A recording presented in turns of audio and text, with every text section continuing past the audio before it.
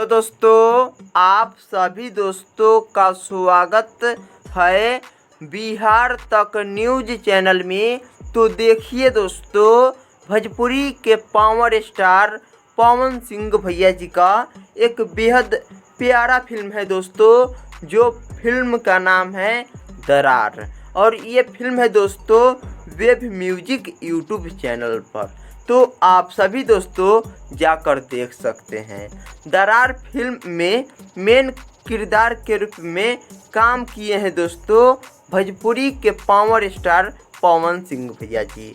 दरार फिल्म एक भोजपुरी फिल्म है दोस्तों।